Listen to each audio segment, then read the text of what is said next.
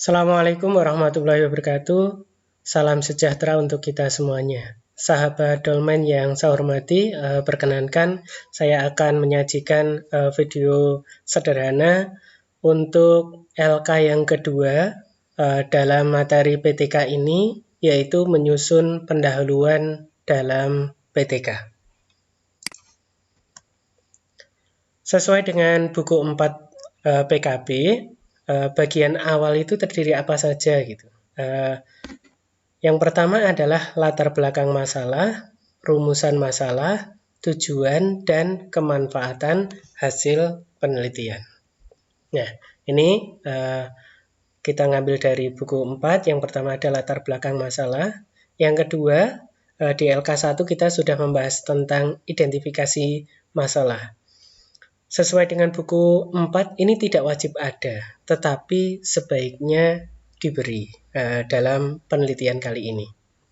Kemudian yang ketiga adalah rumusan masalah, keempat adalah tujuan, dan terakhir adalah manfaat. Kita akan kupas satu persatu bagian ini. Yang pertama adalah latar belakang masalah. Bagaimana cara menulis latar belakang masalah? Di LK1 kita sudah banyak mengupas bagaimana cara menemukan masalah. Ya. Yang pertama adalah kita bisa memulai latar belakang masalah itu dari yang umum ke khusus. Ya. Kemudian apa? Kita menuliskan. Yang kita tuliskan apa? Yang pertama adalah kita menuliskan kenyataan atau masalah nyata yang kita temukan saat kita melaksanakan kegiatan KBM di sekolah. Itu kenyataannya seperti apa? Nah, harusnya idealnya itu seperti apa? Nah, ini akan lebih bagus kalau didukung oleh teori atau pendapat pakar. Tapi poin 1 dan 2 ini boleh dibalik. Artinya apa? Yang pertama, kita tulis yang idealnya kayak apa, kemudian kenyataannya seperti apa. Ini seni saja di dalam menulis. Nah, kalau sudah dapat ini, kemudian kita nulis bagaimana kesenjangannya antara kenyataan dengan harapan atau harapan dengan kenyataan. Kemudian kita tawarkan solusi. Solusinya itu apa? Tindakan yang kita ambil. Ya, ini catatannya. Langkah awal yang sangat penting dalam meneliti adalah menemukan akar masalah, bukan mencari masalah. Apa maksudnya? Ketika kita sebagai guru, sebagai peneliti, pasti kita menemukan beberapa masalah yang kita temukan di sekolah, terutama di kelas tertentu yang akan kita teliti tadi, real, atau masalah yang kita temukan itu real. Itulah masalah yang harusnya kita tulis. Untuk menemukan masalah, kita fokus saja ke situ. Jangan sampai kita itu punya masalah, tapi nyari masalahnya di internet. Misalnya kita berangan-angan merenung, apa ya masalah yang saya temukan. Tapi tidak menulis yang kita lakukan, kita temukan di sekolah. Tapi mencari di internet. Oh, masalah apa? Lihat karya A, ini kok masalahnya bagus. Kemudian kita ambil. Kalau seperti itu namanya tidak menemukan akar masalah, tapi mencari masalah. Kenapa? Karena itu masalahnya orang lain, bukan masalah yang kita temukan, masalah yang kita harus carikan solusi di kelas yang kita ajar. Bagaimana caranya? Nah, yang pertama kita lihat dulu kondisinya, kondisi awal itu seperti apa sih sebelum kita melaksanakan penelitian ini. Misalnya anaknya tadi kurang motivasi, anaknya pasif, anaknya kurang aktif untuk bertanya, kurang kreatif, dan lain-lain. Ya, akan lebih bagus lagi tadi apa? Bahwa data-data yang kita temukan ini didukung oleh data yang sesungguhnya. Contohnya, oh, anak kurang termotivasi. Datanya apa? Oh, berdasarkan hasil pengamatan atau observasi. Hasil belajarnya rendah. Datanya apa? Berarti dari data hasil ulangan misalnya. Seperti itu. Jadi kita harus menyajikan data ini dengan baik dan didukung oleh data yang sesungguhnya. Datanya nanti bentuknya apa? Oh, bisa kita ngambil dari data observasi, dari foto, kemudian kita olahan hasil nilai, bentuknya bisa tabel, bisa grafik, atau data lain yang mendukung. Seperti itu. Ya, contohnya ini. Kondisi awalnya kayak apa sih yang kita akan teliti atau siswa itu? Misalnya, faktanya adalah nilainya rendah, hasil belajarnya rendah. Buktinya dari mana? Tentu dari hasil penilaian harian. Kenapa rendah? Nah, itu yang kita cari. Bisa juga dari faktor guru. Ya, sebelum diberlakukan tindakan ini, ternyata hasil belajarnya rendah. Kenapa? Karena guru misalnya, tidak menggunakan media yang baik, ngajarnya hanya pakai ceramah dan lain-lain. Ya, permasalahan ini harus kita temukan dengan baik. Ya, ketika kita punya tadi anak itu kurang motivasi, kurang kreatif, pasif, kemudian hasil pelajarannya rendah. Nah, kemudian harapannya kayak apa? Ya, jadi nanti setelah dilaksanakan penelitian, misalnya tadi motivasinya rendah, berarti yang kita harapkan nanti apa? Motivasinya meningkat. Hasil belajarnya rendah, maka yang kita harapkan apa? Nanti hasil belajarnya juga ada perbaikan atau peningkatan. Itu kondisi-kondisi yang kita harapkan dalam penelitian ini. Ya, untuk apa? Ya, biar kita bisa mencari solusi atau bisa mendapatkan penyelesaian dalam permasalahan KBM yang kita temukan. Ya, akan lebih bagus lagi jika apa yang kita lakukan tadi dengan hasilnya itu didukung oleh teori atau pendapat ahli. Artinya terbukti secara teoris bahwa apa yang kita lakukan tadi adalah hal yang ilmiah. Nih, contohnya bagaimana menulis kesenjangan antara kenyataan dan harapan. Misalnya, kesenjangan antara kondisi awal dan kondisi akhir masalah pokok dari subjek penelitian. Apa ini? Nah, seperti itu. Bisa jadi kondisi awalnya seperti ini, kemudian kondisi yang akhirnya seperti ini. Yang pertama itu kalau disebabkan oleh siswa tadi, siswa kurang motivasi, harapannya apa? Nanti siswa motivasinya meningkat. Kalau dari guru, pertama itu tidak menggunakan media pembelajaran. Nanti kondisi akhirnya gimana? Siswa sudah dilayani dengan media pembelajaran tadi untuk membantu perbaikan proses pembelajaran.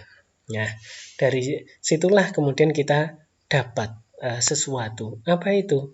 Masalah yang kita lakukan tadi dapat pemecahan. Pemecahannya itu apa? Tindakan yang kita lakukan. Contohnya, ini, agar permasalahan dapat dipecahkan, maka peneliti atau guru perlu melakukan tindakan. Misalnya apa tadi tindakannya? Menggunakan media pembelajaran. Agar dapat meningkatkan apa? Motivasi anak. Nah, seperti itu. Nah, ini contoh sederhana kalimatnya. Berdasarkan pengalaman peneliti mengajarkan materi X di kelas Y, SMK ... tahun pelajaran ... Ini berarti berdasarkan pengalaman. Menggunakan model pembelajaran Z, ternyata hasilnya belum mengembirakan, sesuai yang direncanakan. Hal ini karena peserta didik belum terbiasa belajar untuk belajar. Nah, maksudnya belajar untuk belajar itu apa? Bisa jadi belajarnya karena terpaksa. Masih mengandalkan guru untuk menjelaskan. Diskusi masih didominasi anak pintar saja, termasuk presentasinya. Sehingga apa? Ya teman-teman kurang motivasi, anaknya jadi yang lain jadi pasif misalnya. Kemudian kita dapat data. Anak-anak kelas Y itu memang spesial. Kenapa spesial? Karena input atau secara kemampuan kurang dibanding kelas yang lain. Namun menyukai pembelajaran kontekstual atau langsung atau praktek di luar kelas. Jadi ada tipe-tipe. Bisa dari mana kita dapatnya ini? Bisa dapat kita dari PBDB misalnya, kemudian data dari hasil tes misalkan. Anak-anak ini memang tipenya adalah kinetik atau kinestetik. Dia lebih menyukai do atau melakukan sesuatu. Jadi kalau pembelajarannya di kelas dengan konsepnya hanya auditorial, mereka mungkin nggak tertarik. Nah, dengan karakteristik seperti itu kemudian kita ngambil atau menawarkan strategi. Apa? Yaitu menggunakan model JAS, jelajah alam sekitar. Untuk apa? Mengaktifkan anak. Jadi anak yang biasanya malas, ini misalnya jalan-jalan di sekolah untuk menerangkan materi tertentu, mereka dapat apa, kemudian dikolek bersama, presentasi. Mereka lebih menyukai itu. Nah, seperti itu. Nah, itulah gunanya kita menentukan apa? Identifikasi atau menemukan akar masalah dengan baik. Nah, kemudian kita apa? Lakukan identifikasi masalah. Bagaimana caranya? Yaitu biasanya berupa kalimat pernyataan yang menggambarkan permasalahan yang terjadi. Ini boleh lebih dari satu jumlahnya. Permasalahan yang dikemukakan mengandung variabel, sesuatu yang berubah-ubah, misalnya keaktifan, motivasi, dan kawan-kawan. Permasalahan di sini tidak harus dijawab. Kenapa? Karena hanya sebagai bagian identifikasi yang menggambarkan permasalahan yang terjadi. Nah, sebaiknya masalahnya dari yang spesifik sampai yang kompleks. Jadi, identifikasi yang baik nanti akan menentukan langkah berikutnya. Nah, ini contohnya identifikasi. Aktivitas dan hasil belajar siswa itu rendah. Ada faktor yang menyebabkan hasil belajarnya rendah. Apa saja? Faktor internalnya apa, eksternalnya apa. Guru belum menemukan media yang tepat untuk mengajar materi tertentu. Kenapa? Bisa jadi materinya itu sulit, mencari kontekstualnya susah, membuat medianya juga guru kesulitan. Nah, itu perlu dicarikan solusi. Guru belum mengaplikasikan metode pembelajaran yang sesuai. Jadi, bisa jadi mungkin ini kelasnya baru, guru baru masuk itu, karakteristiknya anak belum dikuasai dengan baik. Sehingga guru masih meraba-raba. Kemudian harus dilakukan pembatasan masalah. Mengapa? Agar penelitian nanti yang kita lakukan lebih terfokus. Langkah awalnya bagaimana? Yaitu membatasi banyaknya masalah yang akan kita teliti. Misalnya, kita akan menentukan subjek yang diteliti itu apa. Misalnya, siswa kelas X, semester berapa, tahun kapan, materinya apa. Nah, seperti ini. Kemudian, membatasi juga tindakan yang akan dilakukan itu apa. Misalnya akan membuat media pembelajaran apa, atau alat peraga apa. Apa yang bisa dilakukan? Nanti siapa yang melakukan? Kapan juga tindakan itu akan dilakukan? Nah, kemudian kita membuat rumusan masalah yang umumnya adalah berbentuk kalimat tanya.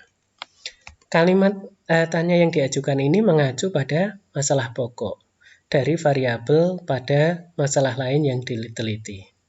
Ya, biasanya kalimat tanyanya ini lebih terperinci karena telah melalui dari tahapan dari identifikasi masalah, kemudian sudah ada pembatasan masalah. Kemudian kalimat tanya pada rumusan masalah memerlukan jawaban yang akan menentukan atau menjadi bahasan pada bab selanjutnya. Apa itu? Yaitu kajian teori atau pustaka. Yang terakhir adalah kualitas penelitian itu sangat dipengaruhi oleh kualitas jawaban, bukan hanya banyaknya rumusan masalah. Dalam PTK sebaiknya rumusan masalahnya itu lebih dari satu, tapi tidak perlu banyak-banyak, misalnya hanya 2, 3, atau maksimal 4, seperti itu. Fungsinya apa sih rumusan masalah itu? Yang pertama adalah untuk dasar penentuan teori atau pustaka yang akan kita gunakan. Yang kedua, sebagai arah dalam menentukan judul penelitian. Ketiga, sebagai arah dalam menentukan metode penelitian apa yang tepat yang bisa kita gunakan. Terakhir adalah sebagai arah dalam menentukan jenis penelitian. Contohnya rumusan masalah. Misalnya, bagaimana penerapan metode, misalnya apa? Gallery Works dalam meningkatkan apa? Aktivitas peserta didik kelas 10 SMKY materi Z kelas berapa, semester berapa, tahun pelajaran berapa. Yang kedua, apakah metode galeri dapat meningkatkan hasil belajar peserta didik kelas E SMKY pada materi ini semester ini tahun pelajaran seperti ini. Ini berarti kita ada dua rumusan masalah. Yang pertama adalah kita nyoroti tentang aktivitasnya, yang kedua adalah hasil belajar. Ya, setelah kita menentukan rumusan masalah, berikutnya adalah kita akan menentukan tujuan penelitian. Kata kuncinya adalah tujuan penelitian itu harus connecting dengan rumusan masalah. Rumusan masalahnya 2, berarti tujuannya 2. Rumusannya 3, tujuannya 3. Contohnya tadi, yang pertama adalah rumusan masalah adalah activity. Berarti nanti tujuan penelitian yang pertama adalah kaitannya dengan activity. Contohnya di sini, tujuannya apa? Untuk mendeskripsikan penerapan metode apa tadi? Galeri. Dalam meningkatkan apa? Aktivitas peserta didik kelas E, SMKY, materi bla bla bla, kelas ini, semester ini, tahun ini. Yang kedua tadi apa? Hasil belajar.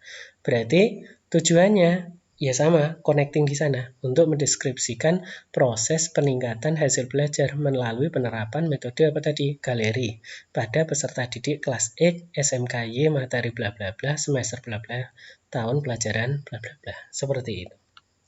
Terakhir adalah manfaat penelitian. Jadi manfaat ini juga harus jelas untuk siapa.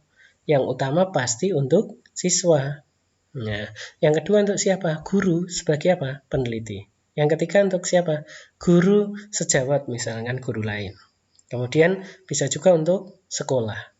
Bisa juga untuk pihak-pihak terkait, misalnya MGMP atau kalau yang lebih tinggi lagi misalnya di cabang dinas dan lain-lain. Catatannya adalah bahwa manfaat penelitian ini nanti akan terkait dengan saran yang ada di bab terakhir, bab 5. Artinya misalnya, jika di bab 1 itu diulas 3 manfaat, pada bab 5 nanti sarannya juga 3, yaitu saran untuk apa? Misalnya siswa, guru, sekolah. Demikian Bapak Ibu, di LK2 ini mudah-mudahan dapat membantu Bapak Ibu. Selamat bekerja dan tetap semangat. Terima kasih.